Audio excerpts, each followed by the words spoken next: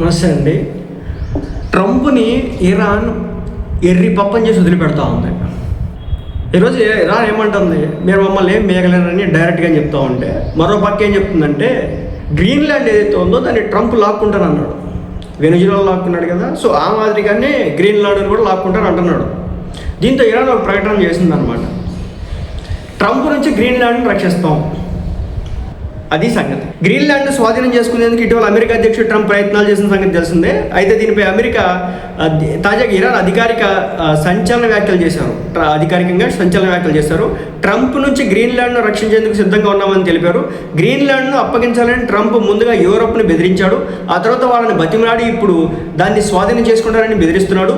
ఐరోపాకు నేను ఒకటి చెప్పాలనుకుంటున్నా, మీరు మీ గ్రీన్లాండ్ను కాపాడుకోలేకపోతే మా సాయం అడగండి, లేకపోతే మేము దాన్ని రక్షిస్తామని చెప్పేసి అన్నారు ఇరాన్కి సంబంధించినటువంటి ఎవరైతే హయ్యర్ అఫీషియల్స్.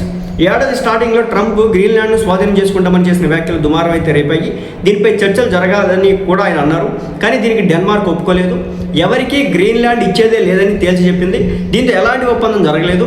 గ్రీన్లాండ్ విషయంలో తమకు సపోర్ట్ ఇవ్వని EU దేశాలపై అదనపు సుంకాలు విధిస్తానంటూ ట్రంప్ బెదిరించాడు. ఆ తర్వాత వెనక్కి తగ్గాడు. అయితే తాజాగా ఇరాన్ అధికారి చేసినటువంటి వ్యాఖ్యలు మరోసారి దుమారం రేపు అవతల కూర్చోబెట్టినాయి. అంటే గ్రీన్లాండ్ అనే దేశం కూడా ఎదురు తిరిగింది, ఎవడు నువ్వు తీసుకోవడానికి మా దేశాన్ని అని చెప్పేసి. సో దీంతో వాళ్ళు ఫస్ట్ బెదిరించాడు, తర్వాత కాలగారానికి వెళ్ళాడు, ఇప్పుడు మరోసారి బెదిరిస్తూ ఉన్నాడు. ఇలాంటి క్రమంలోనే ఇరాన్ రంగంలోకి దిగి మీ దగ్గర నుంచి కనుక గ్రీన్లాండ్ తీసుకుంటే మీకు కావాలంటే మేము పోరాటం చేయడానికి మేము రంగంలోకి దిగుతామని చెప్పేసి ఇరాన్ హామీ ఇచ్చినటువంటి పరిస్థితి. మరి ఇరాన్ ఇచ్చినటువంటి హామీని ఈ నాటో కంట్రీస్ ఏ విధంగా చూస్తే చూడాలి. మొన్నటి వరకు గుక్కబెట్టి ఏడ్చినాయి గ్రీన్లాండ్ తీసుకుంటామంటే నాటో కంట్రీస్ అన్నీ కూడా, ఎందుకంటే ఈ గ్రీన్లాండ్ కూడా నాటో కంట్రీస్లో ఒక భాగం.